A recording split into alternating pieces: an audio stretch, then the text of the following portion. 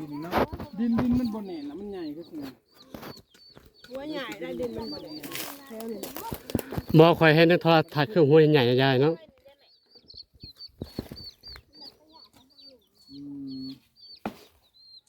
ดินไปได้เฮือแต่นุ้ยยอมบ่ไหวพูน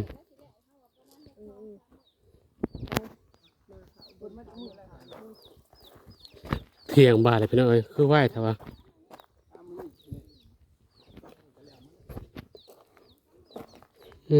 ยังเบิดเด้อ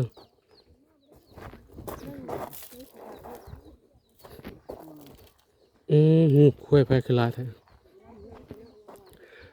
ฝากกดไลค์กดแชร์ฝากติดตามช่องสาวจอยคือเก่าพี่น้องฮอดแดดเด้อ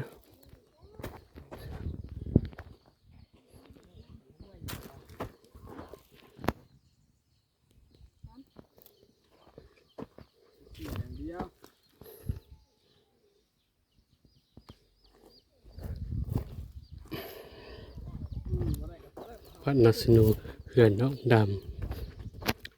ำผู้แข่ง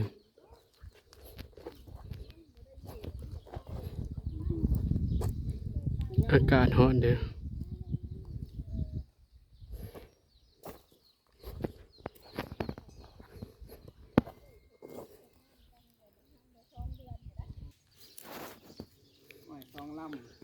ผักเทียง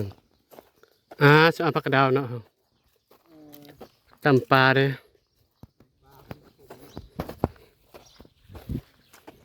จำปูจำปา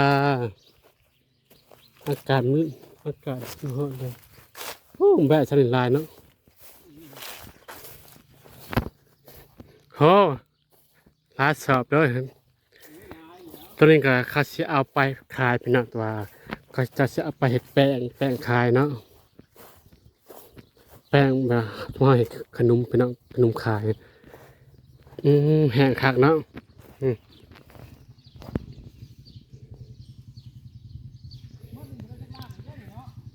ข้าวหอมใช่ไหมว้ายมาหาจังเบ้อ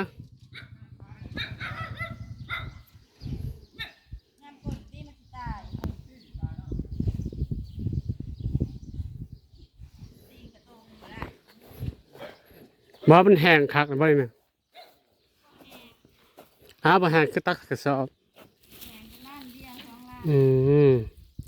กินในห้องหอมพี่น้องเลย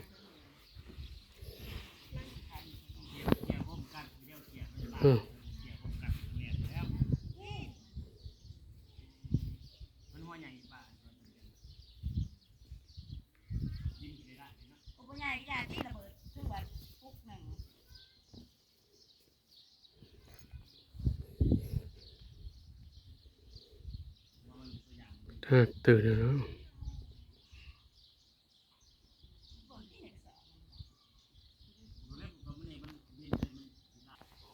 เริ่มตอบพี่น้องมาหาเงินน้องดำแล้วนะไปเฮ้ยเขาจ่อยมาเนี่ยนะมาหาน้องดำผู้อยู่น้องดำบ้านโนนสูงบอกคือว่าเอามาคำมาปองมาคำว่านักกระซ้ำนะตะไรนักกระซ้ำสวัสดีปลาลุงไว้หายเลยเว้ยสวัสดีปลาลุงไว้สบายดีพี่น้องอย่าเฮ้ยน้องนิ่มน้องเอิงมานี่เอาไว้มาขมอมันเนาะพนันมันเนาะพันเมื่อแล้วสวัสดีปลาลุงไว้กิโลซินปลาลุงนะไว้เอาสวัสดีปลาลุงไว้สวัสดีนะไม่ลูกมาไหนจ้าไหนสวัสดีปลาลุงไว้ไหมเร็วบ่ซาสามันได้มันเมื่อบ่ถ้าว่าเมื่อเขาสิซาเขาบดแบนแล้วน้องดำเมื่อผูกแขนออกจากกรรมเนาะโอ้เสียงอายกับตลาดด้วยบ่ได้เมื่อคนหน่อยเจ็บท้องเราบ่ได้เมื่อเจ็บท้องบ่ได้เมื่อแต่น้องดำที่ว่าสิเมื่อน้องหน่อยบ่อยู่เจ็บท้องพอ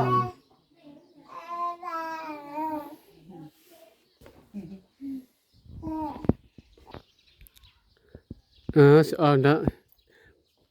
พวกกูผักกาดเนาะก็หมกพริกเนาะมะเขือหมกบัวเยอะแยะพี่น้อง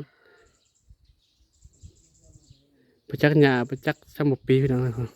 มาเลเซีย มาเลเซีย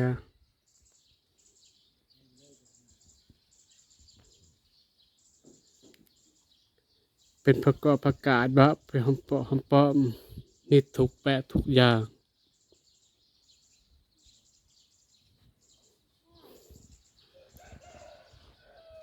ว้ายแดดวายวาย เจ็บท้อง3 มื้อเลย ก็มากินยา กิน เอ้ยเอ้ยเอ้ย จนบ่ฮู้ว่าบ่ วายเป็นหยังฮะบอก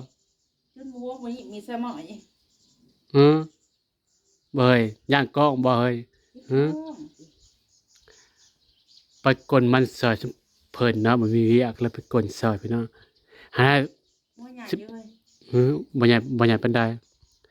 ตัวน้อยตัวใหญ่แหล้วลำน้อยแบบสลิดปลาลุงไว้แล้วๆทุหญ้าไว้ ดู เอ้ยเอ้ยเอ้ยใช่ ดู พระอ่านหน้ามันกระนาตัวห้อยจุกข้างแหละจนดำเบิด เด็ก สลิดปลาลุงไว้ น้องเพชร น้องเนมสลิดปลาลุง โอ้ตีติ่งเสือนะสบายดีปะลุงนะแม่ โอ้ยเห็นเอาไว้โอ้ยคนงามตัวแต่โอ้ยเส้นแน่หน้าบ่สวยไว้อ่านหน้าบ่ได้มันคือมักเสือตัวใหญ่บ่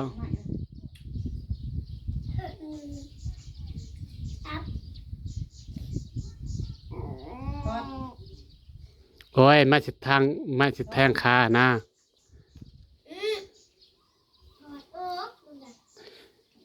ถอดไม้ออกเอาไว้ไปแล้วไปกินลูกชิ้นนะสันหากว่าถ่ายคลิปลายมือเลยพี่น้องขอโทษขออภัยละลายเนาะได้ชื่อลาวไว้ น้องดำเพิ่งกับถ่ายคลิปน้องดำนี่ห้าวนั่นประมาณ2 เดือนบ่ถ่ายคลิปให้พี่น้องเบิ่งโทรศัพท์บ่จะค่อยดีปานใดเพิ่นว่าซื้อเอาใหม่แล้ว เที่ยวตะแปงโทรศัพท์ก็ค่อยดี หากบ่มีเงินบัตรซื้อบัตรเติมเงินเนาะมื้อละคลิปเฮาก็เอาแล้วมื้อละคลิปลงเนาะเดี๋ยวนี้สิผู้ใดเขาว่าสัจจอยก็บ่ถ่ายคลิปลงไปซั่นก็ถ่ายอยู่แล้วมื้อละคลิป2 คลิปเนาะว่าหยังเฮ้ยหึเฮ็ดเติมบัตรเติมเงินกันพี่น้องมันแพงกว่ามื้อนี้เนาะบ่ไหวมาเติมเงินแน่ไปจักซื้อกินก็บ่ไหวอยู่ค่านั้นค่านี้เนาะ ตาขาหน้าหาย ฉันซื้อกับพวกกระเทินฉันซื้ออย่างกันนะอยู่2 ปากเนาะ ทำกับขาหาย คู่มือเนี่ยว่าคู่มือคนกินกาแฟเนี่ยคู่มือนี่แหมมากก็ขี้เล็กพี่น้องมือแกมือวานแกใส่นางนักกับแซบอยู่พี่น้องตอนแกกับเบิร์ถ่ายพี่น้องเบิ่งนักขอโทษขอไฟละลายเด้อบ่มีเวลาถ่ายนะพี่น้องตอนแกกันเนาะเขาเห็ดกินผู้เดียวเนาะเอาห้อยเมื่อนี่ แล้วแกใส่ห้อยใส่นางหาแล้ว แกงตะวันนี่แกงสาวนี่ แกงขาวานนี่มันบ่ได้คมได้3 น้ำผลละคนน้ำเนี้ยก็คมพี่น้องคือ5 น้ำ3 น้ำ4 น้ำบ่แล้ว แซ่บดี แซ่บ ตาก็มากิน เอาผัดซีอิ๊ว1 มันก็แซ่บพี่น้องเอาน้ำแม่สะบัวเนาะวายโอ้ยเมื่อกี้หายเจ้าไอ้หน้าเก่งแท้เอ้ยจะกินน้ำคามไว้ใส่น้ำคามเด้ฮะ ดู เอ้ย ดู เอ้ย บาย เอ้ยเอ้ย บาย เอ้ยเอ้ยกินมื้อวานเนี่ยยำป้ายำมาเพิ่นว่าเทิงหายเพิ่นก็หายทำค่าคอเซเด้อ อืมเห็นสลอยเมื่อไหร่บ่ จะลองเมื่อไหร่ เคยเคยเห็นกินในนั้น ดู ลาแหละพี่น้องฝากติดตามเศร้าสดใจคือเก่าเด้อพี่น้องฝากกดไลค์กดแชร์เพื่อไม่คลิปหน้าสบายดีไปละจ้าบ๊ายบาย